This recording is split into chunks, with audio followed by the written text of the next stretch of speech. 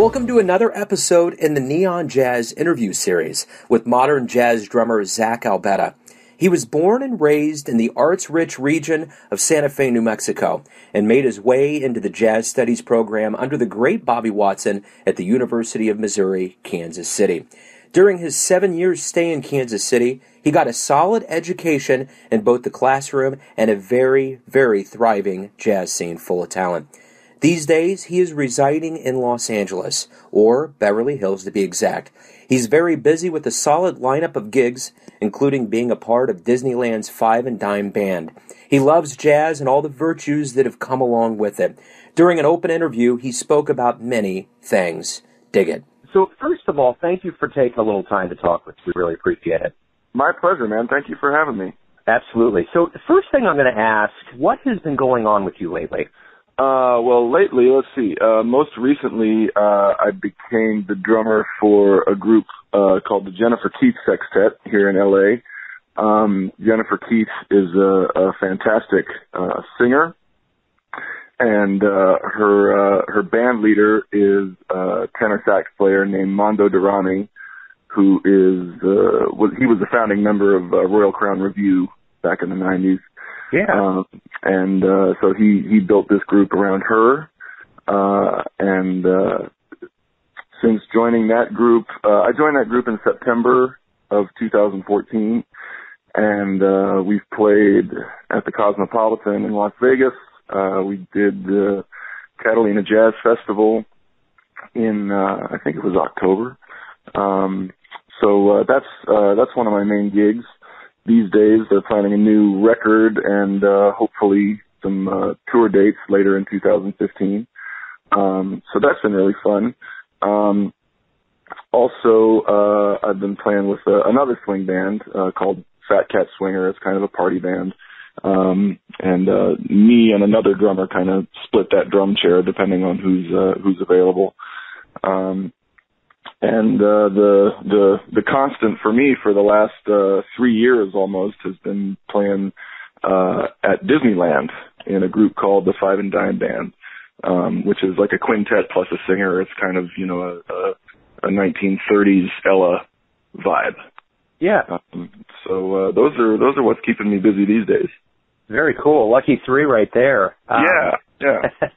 So you picked the drums. Did you pick the drums or did they pick you? I think they definitely picked me. My earliest memories are wanting to play drums, and I mean my two earliest memories are wanting to play drums and just being in love with food. So my adult life is my profession is drums, and my hobby, my other passion is cooking and eating and drinking. Very nice. Very nice. Yeah. And speaking of that, having a palate for things that are tasty, you grew up in Santa Fe, New Mexico. I so did. In regards to that area, how did that area give you that appreciation for the arts and jazz? Well, Santa Fe is a really unique place in the country. It's one of those few cities in the U.S. that actually predates the U.S. It's the oldest city in the U.S. It was founded by Spaniards in, I think, the 16th century. A couple of years ago, my wife and I took like a week-long vacation to New Orleans. And even though there are many things that are different about the two cities, New Orleans really reminded us of Santa Fe in that it felt like it predated the U.S. It's a lot of European influence, a lot of Catholic influence, and growing up in Santa Fe, just, of course I didn't realize it at the time because wherever you grow up just seems normal. But I was exposed to a lot of art and a lot of food and a lot of culture that I wouldn't have been if I had grown up almost anywhere else in the U.S. So, my parents are both very artistically inclined. There was always all kinds of music around me and all kinds of art. And they're both pretty adventurous cooks. I started eating weird stuff from a young age. I was the kid at school who showed up. Everybody else had like the Iron Kiss bread with the peanut butter, the Peter Pan peanut butter, and the Coke, and I was the kid that had like hummus. So yeah, that kind of curiosity and appreciation for different things came at an early age for me. Right on. So your path wove its way into Kansas City. How did that happen? It was kind of a fate, if you believe in that sort of thing, I guess. I as a high school student in Santa Fe, I developed a relationship with Jim Snell, who at the time was the percussion professor at the University of New Mexico. He recruited me to go to UNM, but right before my freshman year started, he left. And we just kind of lost touch for a while. I spent a couple years at UNM. I transferred to Ball State in Indiana to finish my bachelor's degree. And 5 years later, I was at a big percussion convention, and just ran into Jim Snell by chance. And at the time I was, starting to look for grad schools to go to, and he said, well, come check us out in Kansas City. So I auditioned, and was awarded the graduate assistantship for the percussion department. And that's what brought me to Kansas City. So how long did you spend, how many years were you in Kansas City? I was there from 2003 to 2010, and I was in school for the first 4 years. So in 7 years, kind of give me a synopsis of what you saw, what was kind of your timeline of being here in Kansas City? Well, it kind of shifted my focus from classical percussion, which I had, that was my focus in my undergrad and for a good part of graduate school. But it shifted my focus back onto the drum set, which was my first love.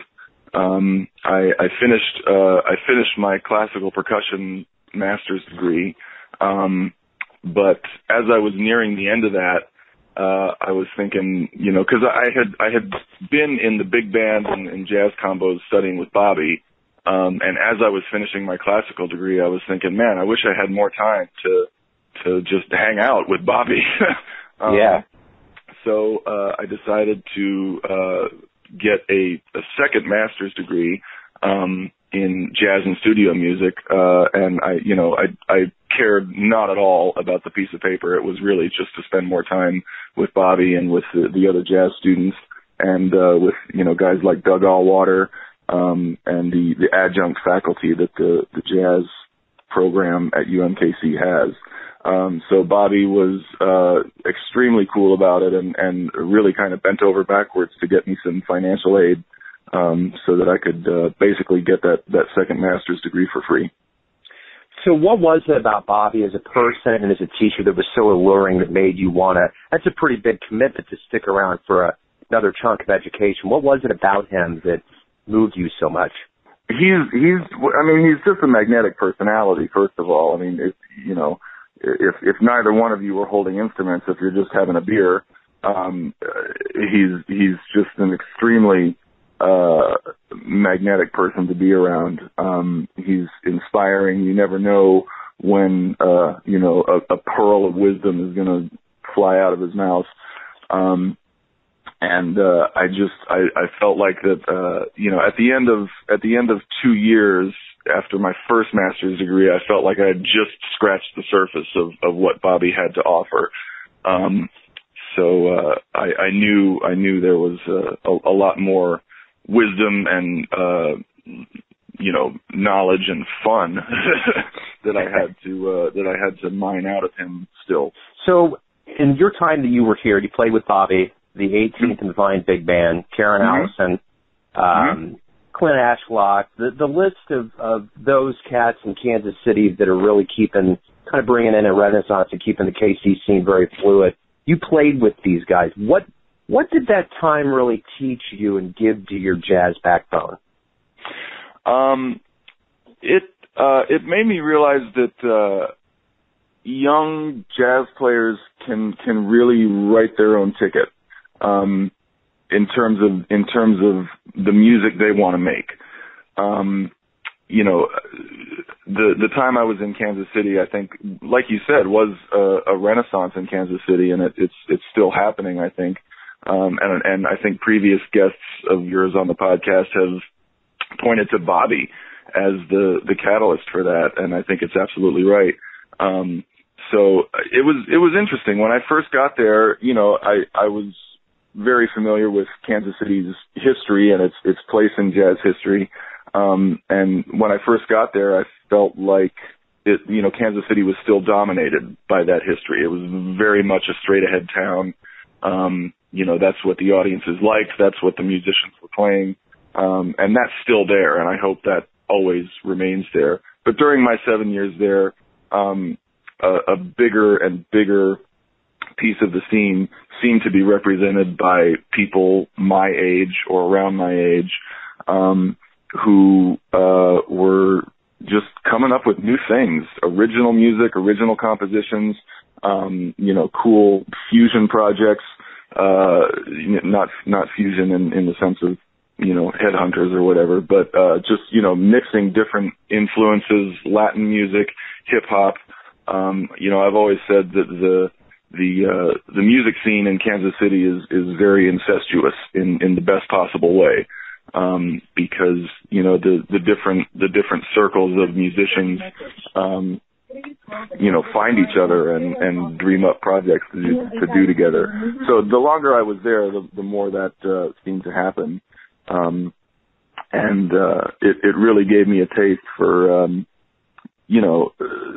bringing jazz to new audiences or, bringing jazz audiences to another kind of music. Absolutely. So now that you've been away from Kansas City for a bit and you spent some good quality time here, what's the best thing about Kansas City? Oh, man. Well, for me, it's the circle of friends that I have there.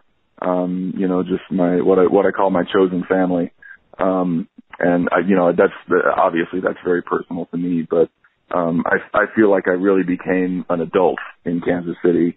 And that's where I formed, some relationships that are going to be lifelong. As far as a more objective aspect of Kansas City, I would say that it's just this bastion of hipness in a sea of sort of Midwestern blandness, in my opinion, and I realize I may be offending people who grew up and live in the Midwest or whatever, but I traveled around to various cities that surround Kansas City, and for my money, there's nowhere closer than Chicago that's as cool as Kansas City. There's amazing food, there's amazing music, there's amazing art, and there's a lot of civic pride, and it's just it's kind of just a little oasis in my mind, in the middle of the great big Midwest. Right on. So you're no stranger, obviously, to traveling, and you grew up in Santa Fe. Was there any kind of culture shock when you got to L.A. and got settled in after living in Kansas City for that long? Definitely. Yeah. Definitely. First of all, just the sheer size of it. There's 16 million people in this area. Getting around is just a whole game in and of itself. Being surrounded by so many different cultures from all over the world. My wife and I say that one of the things we love about LA is that you can be standing in line behind someone who's talking on their cell phone and you have no idea what language they're speaking. If it's Spanish or German or even Japanese or, so you can kind of pick it out. But, right. There are some languages here in some communities where, I couldn't even hazard a guess as to where they're from and what language they're speaking. So that's exciting. It's it's a global city. It's very much plugged into the rest of the world. There was a special kind of culture shock for me, because when I moved here, I moved in with my girlfriend, who is now my wife, and the apartment that she fell in love with when she moved here happened to be in Beverly Hills. Mm-hmm. And that wasn't by design. She didn't intend to move into Beverly Hills, but she just found this great little apartment that she loved. And yeah, we live in Beverly Hills, and it's, kind of the poor section where the regular apartments are, but, we live in Beverly Hills, and I worked a couple of restaurant jobs, right near Rodeo Drive. This was at a time in my life, my first year and a half in LA was rough financially. It was also the height of the kind of, Occupy Wall Street fervor. The difference in lifestyle between someone like me and, the people, that I was serving in Beverly Hills was, in stark contrast. And it was a little bit of a psychological challenge to get through that. Well, it's all growth after all, realistically. Indeed. Yes, absolutely. I guess that's my next big question for you is that you spent your life dabbling in art that's based on improv, and it seems to me working for Disneyland and the Five and Dime Band would have to be one of the more regulated, structured kind of gigs to get, but probably pretty steady pay at the same time. Yes. Both of those things are very, very true. And, working, getting that gig and working for a huge company like Disney, required, a lot of growth on my part and, a change in perspective. It is very structured.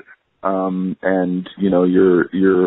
you have, directors and maintenance choreographers and musical directors and stage managers to answer to.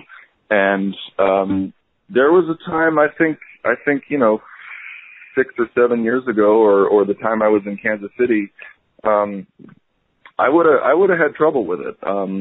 It would have seemed like too many hoops to jump through. But working in restaurants for a year and a half kind of cured me of bucking against that. I'm really grateful to have that gig. There's tons of great musicians that I've met, and it's led to other opportunities outside of Disney. You never know how long a gig like that is going to last. I always say, on the one hand, I would love for that gig to last forever, and on the other hand, I don't want to need it forever. Right. I think most of the time I think I keep a pretty good balance of keeping my foot on the gas outside the park and looking for other opportunities to make a living and play music that fulfills me. But there are times once in a while where some time will go by and it's like I haven't really done anything other than Disney for a little while here. I got to get back out there and show my face. Absolutely. Yeah. So people have flashpoints with jazz music where they hear a musician, whether it's live or on an album, and it really gets them under the jazz spell. Did you have a moment like that? I really didn't. And I've been on a journey with jazz, and I guess a little bit away from jazz since I got out of school. One of the things I've realized about myself is that I care more about playing drums than I do about playing jazz. Drum set was my first love musically.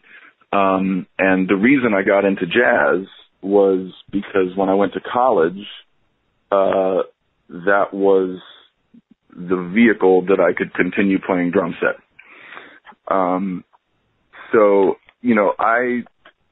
I developed an intellectual and an academic appreciation for jazz, and there was some of it, and still is some of it that I'm genuinely in love with.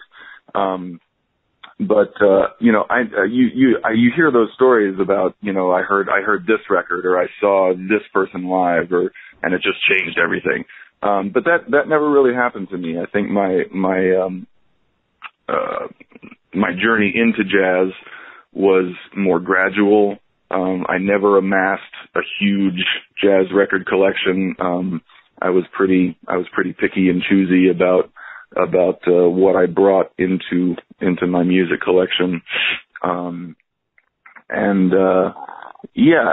I said, there is some jazz music and some artists that really touch me on an emotional level. But one of the things I've realized over the past few years is that, while I appreciate it as a musician, I appreciate it on an intellectual level, I don't appreciate it all as a listener. Right. So that might not be what some of your listeners want to hear. No. Every single bio is different. Yeah. It's like you're saying, 6 years ago you wouldn't have taken a gig with Disney.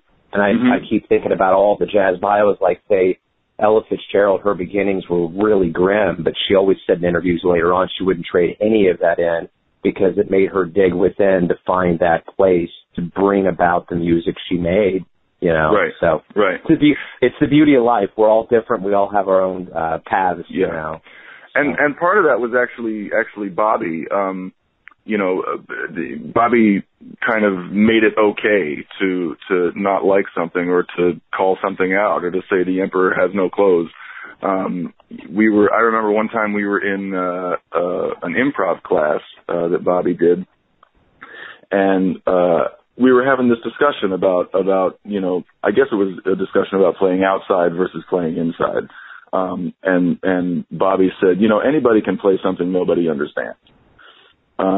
And he was talking about improvising, but that really struck a chord with me in terms of all music and all aspects of being a musician. I want to play music that is accessible to people other than jazz musicians. That's to me, Bobby is one of the jazz artists that is able to please both parties. The hardcore jazzers are really into it, but people who don't listen to jazz very often are also compelled by it, because Bobby's music has hooks, it has grooves, it has strong melodies, and it's accessible to anybody, really. So that's something I've really kept with me. Am I making music that a lot of people can enjoy and not just preaching to the choir? Yeah, absolutely. Mm-hmm. Absolutely.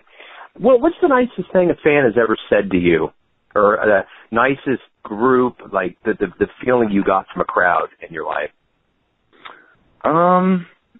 Let me see. The compliment that I like getting most from either a fan or a fellow musician is when they say, "Man, playing with you feels great," or when a fan says, "We just had a great time." I appreciate it when somebody will reference, a famous drummer that I remind them of, or something on that level. But really, all I'm after from, like I said, from fellow musicians or from listeners is, that was great. Playing with you, listening to you, it was a great night. So speaking of listening to musicians, who were some of the drummers or jazz cats that really moved you and wanted you to, play in a certain way or really get into it the way you have? I've gone through kind of a progression of a few guys since I was in college. The first guy that really kind of blew my mind was Peter Erskine. And actually that was kind of a jazz moment for me. You talked about was there a catalyst moment or something? When I was in Indiana in my undergrad, I went to the Jazz Kitchen in Indianapolis to see the Peter Erskine Trio. just the subtlety and the understated nature of his playing really switched things around for me, because I thought that jazz was defined by guys like Tony Williams and Elvin Jones, and the more kind of active, bombastic, expressive playing, and Peter played mostly brushes for 2 sets, very few swing tunes, so I really got into Peter after that, just kind of studying the minimalism of his playing.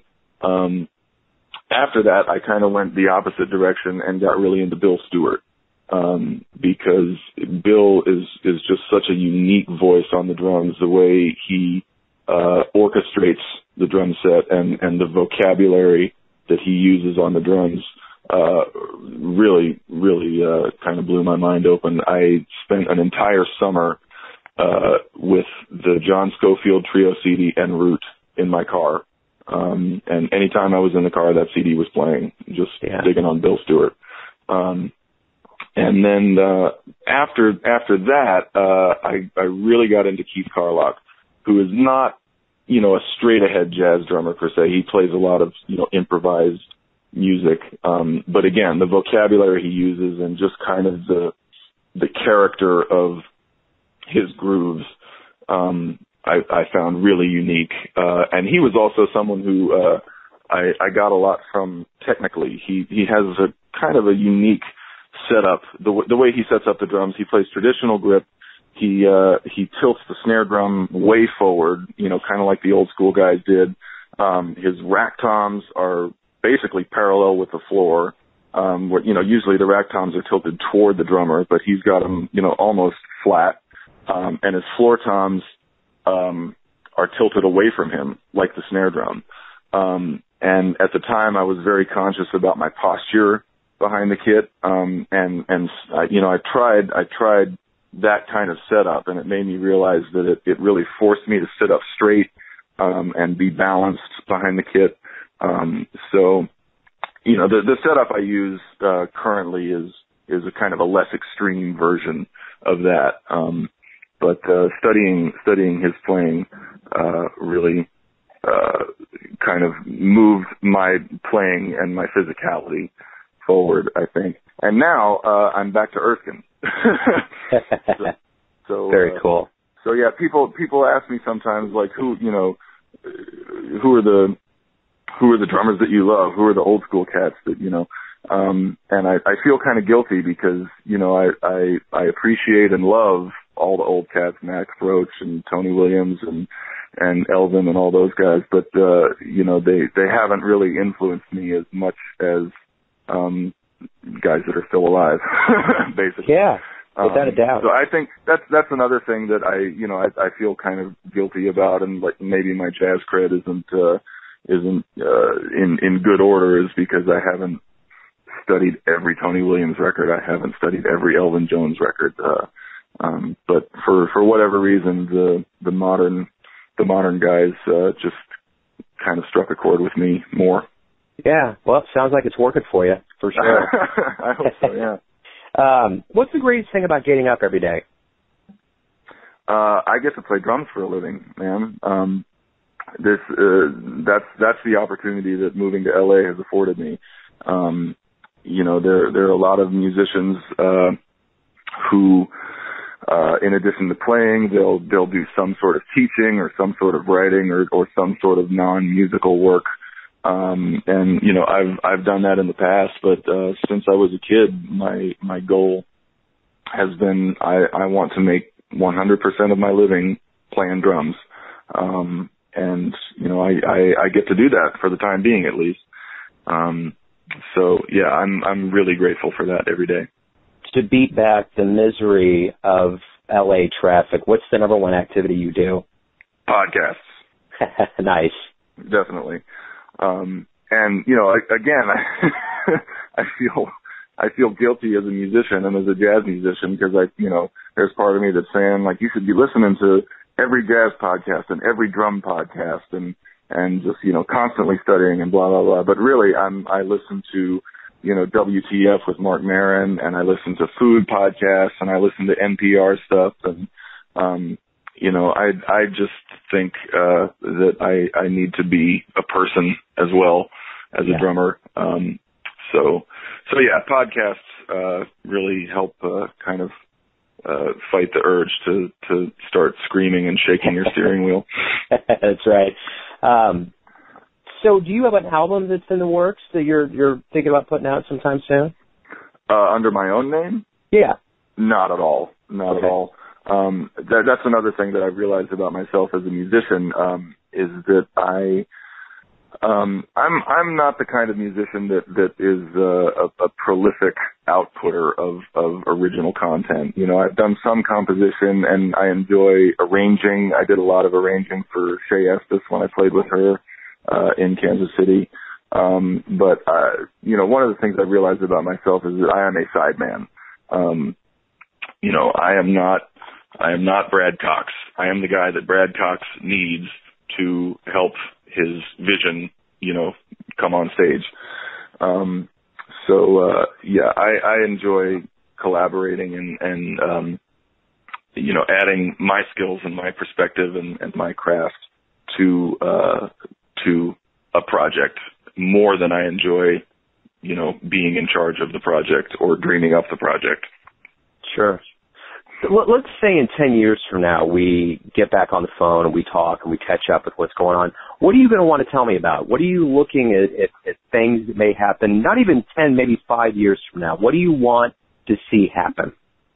I would like to have a greater body of recorded material. I've done some recording, some for groups like Shay's group and some for more commercial endeavors. But I would like to increase my portfolio of recorded material, and I'd also like to have some more traveling under my belt.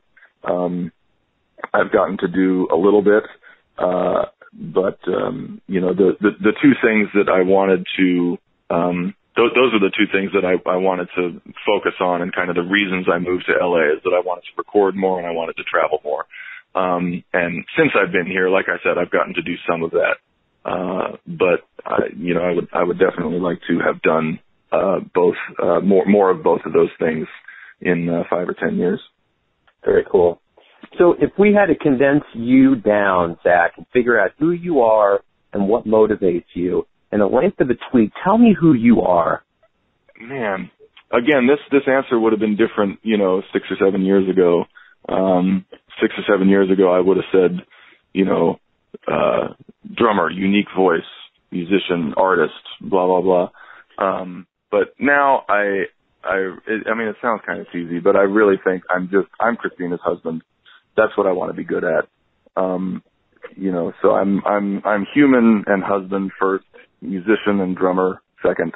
Right on. That's a perfect way to end right there, Zach. Thank you for opening up and giving me some of your time. And thank you so much, man. Thanks for listening and tuning in to yet another Neon Jazz interview, where we give you a bit of insight into the finest players in LA, Kansas City, and spots all over America, giving fans all that jazz. And thanks to Zach for his time and passion for the jazz craft.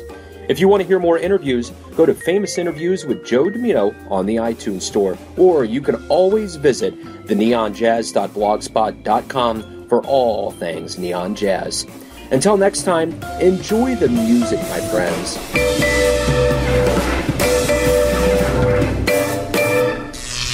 Neon Jazz.